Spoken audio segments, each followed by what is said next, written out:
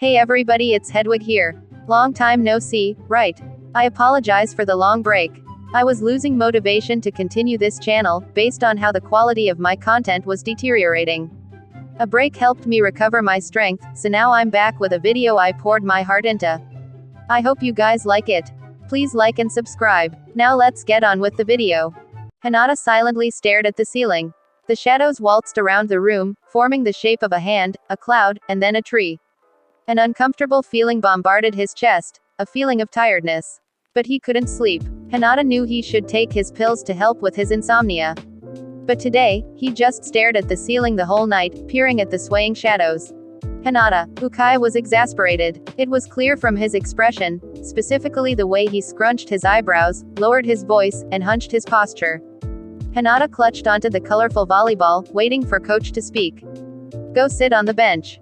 Hinata nodded and plopped onto the cold metal bench.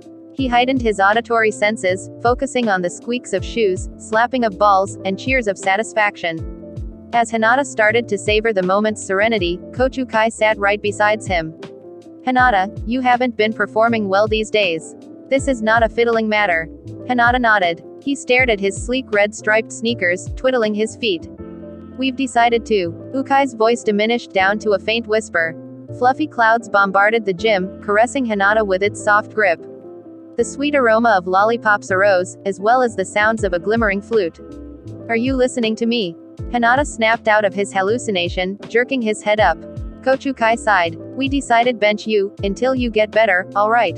Hinata slowly nodded, his head drooping downwards from exhaustion. He sat there in silence, dozing back into his haven of sound. You suck. Natsu pouted at Hinata, her piercing scream startling the boy. How are you this bad? Don't you remember? Miss Llama is this one and this one. Natsu flipped over two dented cards, revealing the matching pictures of a fluffy blue llama. Hinata whispered a quick, sorry, and gestured Natsu to put the cards down. There's literally 4 cards left, and you've been flipping them over for minutes. I said I'm sorry. Hinata yelled, clearly frustrated. And what if I suck? What does that have to do with you, huh? It has a lot to do with me. I've been waiting for you to come home and play with me. You never play with me these days. I even heard you got benched. What are you doing? Shut up. Hinata hurled the memory game cards across the room. Natsu, startled by the ugly shriek, started to back away, tears forming in the corners of her eyes. I hate you. Natsu dashed to her room, sobbing. Likewise, Hinata barged into his room, jumping into the comfort of his puffy bed. The sun had gone down and Hinata had started to get tucked in. A fish swam across Hinata's bland ceiling. A bird flew around his walls. A chicken, perched on the ceiling, seemed to squawk, although its cry was inaudible. Hinata stared even longer, watching the shadows metamorphose into other creatures. He glanced over to his desk, where a jar of colorful pills formed a huge shadow. The instant rush of relief and tiredness from the pills didn't seem right to Hinata. It felt weird. He would much rather stare at the ceiling all night, concocting imaginative situations in his little head. It helped him escape from reality, in which emotions consumed him. It was peaceful at night, and silence seemed like a pleasing tune to Hinata's ears. He wanted to stay here forever, sinking into his comfy bed. Hinata curled up into a ball, squeezing his knees to his chest. He laid his forehead on his knees and closed his eyes, fluttering his eyelashes. It was in the middle of volleyball practice, and Hinata was observing his teammates from the bench. The bench was ice cold, sending shivers into his spine. He noticed his tall blueberry friend sitting beside him. Hinata. Hinata's eyesight was getting hazier, to the point where Kageyama was just a blob of blue. Are you okay? Yeah, why do you ask? No, it's just, you're not acting like you usually do. What do you mean? Kageyama was now staring into Hinata's vibrant orange eyes, a serious expression coating his face. Well, you don't talk to me anymore. Oh, as Hinata started to reminisce past events, he noticed how there was a lack of Kageyama in his memories. Heck, his recollection seemed to be missing the huge piece of people itself. Am I really nothing to you? Am I not even your friend, when it's not related to volleyball? Hinata tacitly stared at his feet. The definition in the dictionary for friends was, a person whom one knows and with whom one has a bond of mutual affection. Something to be highlighted in that sentence would be, mutual affection. Were Hinata's actions really what could be categorized as affection? He had been neglecting Kageyama for so long, did he really have the right to call him a friend? I guess silence is sometimes an answer as well, huh? I guess we're not friends anymore, boom. Hinata felt an agonizing throb in his facial area. The tangerine poked the bridge of his nose, which gifted him an undesirable sting. There seemed to be sticky liquid flowing out, and it tasted a bit like rusting iron. Hinata's head suddenly felt heavy, as if a pile of dumbbells were tossed onto his forehead. He felt his body leaning backwards, eventually hitting the floor with a deafening bang. The last thing he heard before losing consciousness was the terrorizing screams of his teammates. Surgical knife. Dr. Botan pulled out his flickering medical light and flipped it on. He fiddled with Hinata's nose, exploring the areas of the misplaced cartilage. We must perform an incision. It seems to be a mild case of septal hematoma. Botan made a small incision in the side of Hinata's nose, promptly allowing the blood to flow out. Gauze. The surgical intern shoved a wad of bandages into Botan's hands, shaking. Dr. Botan sighed, and proceeded to fill the nasal cavity with gauze. It was eerie, the sensation of senselessness that Hinata was experiencing. The anesthesia had made Hinata's nose feel numb, which brought a rush of deadness instead of pain. When Dr. Botan flipped off the lights, Hinata knew the surgery was over.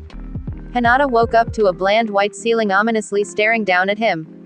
He was in a blue striped gown, which he assumed to be from the hospital.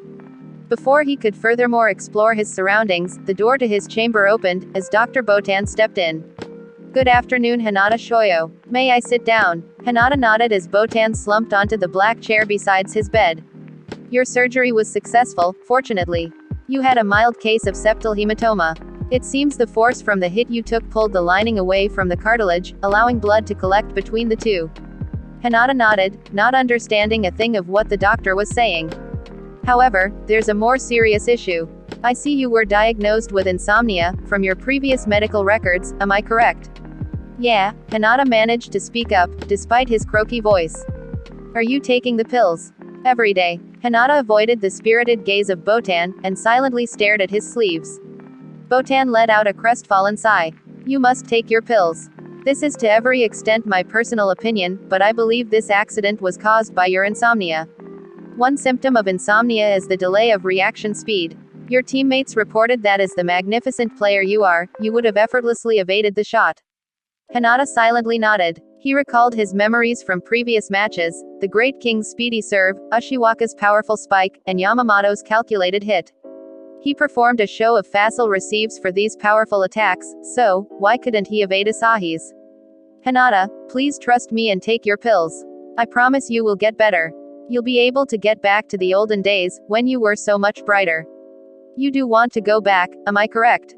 Of course I do. Hinata's definitive shout made Botan smile. He slowly stood up from his seat and walked out. As Hinata was about to take a rest, he heard a knock at the door. Come on in. As soon as the door cracked open, the entirety of Karasuno came barging into the chamber.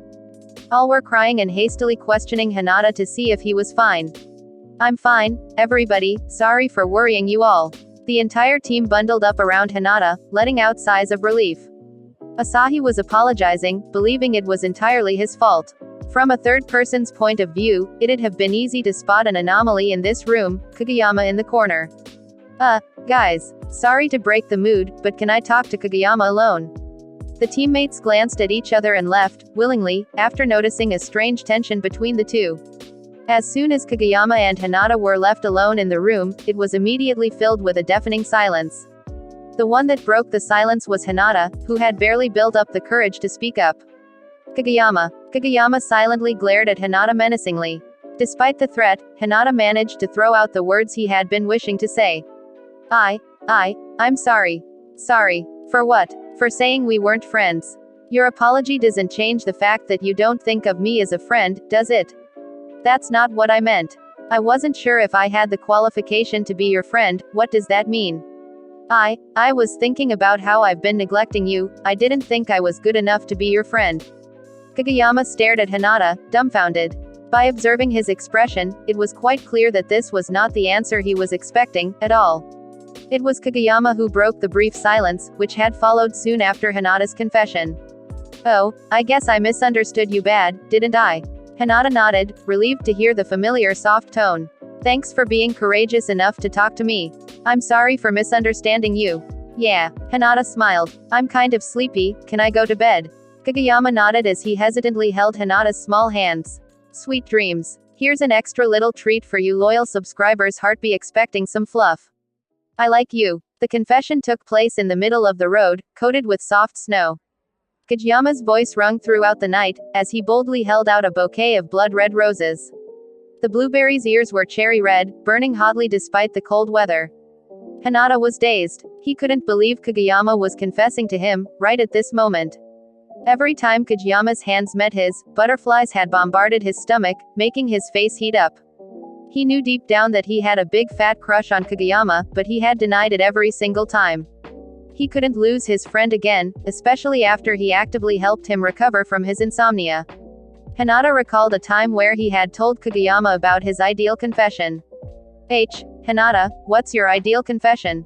Well, I would like it to be at night, outside, on a snowy day. Giving me roses would be so romantic, why do you ask?